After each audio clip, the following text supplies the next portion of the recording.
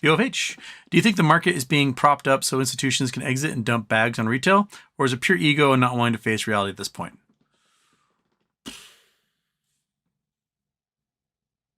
Both? Like, no one wants to admit they're an idiot.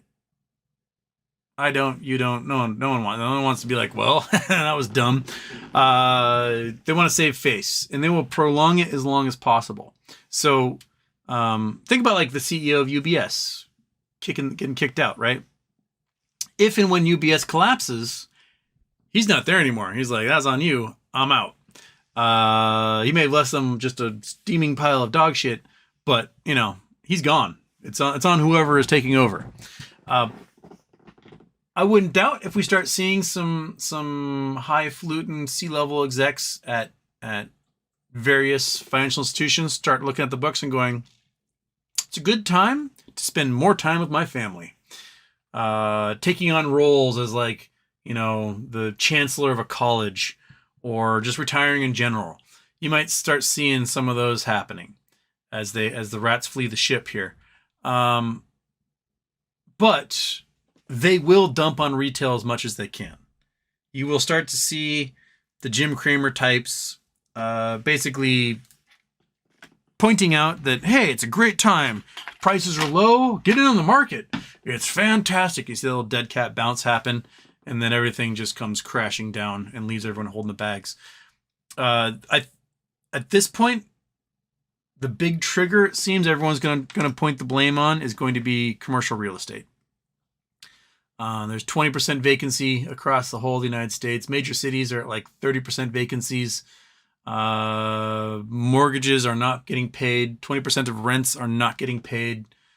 So there's going to be a lot of comeuppance that comes out of commercial real estate. And those bonds represent a large portion of holdings for pension funds, hedge funds, banks, sovereign wealth funds. A lot of those are going to get hit really hard when that stuff, you know, collapses, which is going to do it. And we're seeing credit default swaps getting purchased at record numbers because everyone realized that, oh, you can make a lot of money off of those when the economy's about to crash. Was they learned that in 2008. So buy up. So any free cash right now that's out there is buying credit default swaps, getting puts on things. It's the prepping for the crash of this market is happening. That's for sure. And the news is talking about it now. For so long, the news wouldn't even mention it. You might see a blurb in an obscure, you know, industry paper, but now it's, you know, Fox Business Channel, NBC News. They're just all talking about it. And the mainstream is finally, you know, letting everyone know it's going to happen. They're ready for it. Brandon T. Hi, Houston. It seems big banks can't afford to have any realized losses on their books as it could erode confidence and cause a run. Is it likely they are purposefully not margin calling hedge funds? Brandon T., I think you are exactly right. I think they're scared to margin call a hedge fund. And if they do margin call a hedge fund, I think they're scared to liquidate that hedge fund if they fail to answer their margin call. So what we're stuck with is a bunch of banks terrified of doing their job because the lack of regulation on how much they lend to these hedge funds has resulted in them lending too much to these hedge funds. And now these hedge funds are going to doom us all. Like if you've lent out, I don't know, $5 trillion to hedge funds to make a bunch of bets and all those bets are trash, then what do you do next? Right?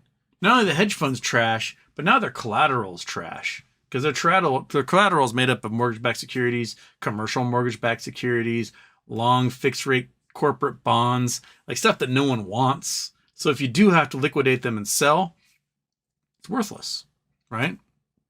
And then the holdings the banks have, probably a lot of those are worthless too.